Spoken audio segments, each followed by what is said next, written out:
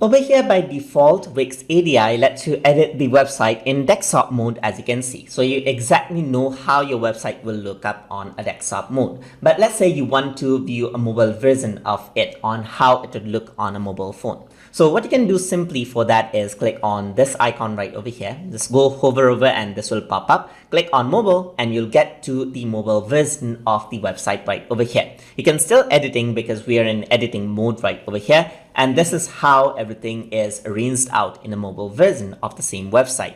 And as the theme is responsive, everything, all the contents actually automatically gets arranged onto a mobile website, as you can see. So you can go over here and see how the menu looks like as well and close out the menu as well. So this is one way of previewing the website in a mobile phone.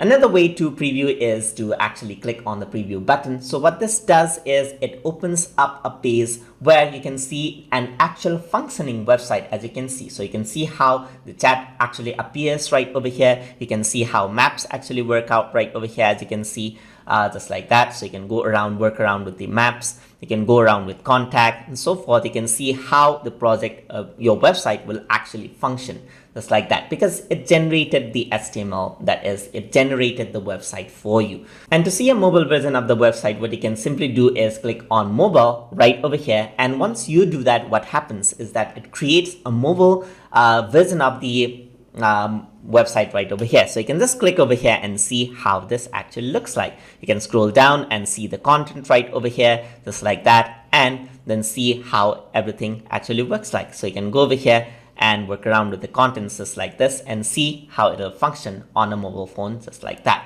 So that is how you can preview website by using Wix ADI. So if you guys learned something as always, and as always, please like, comment, share, and subscribe.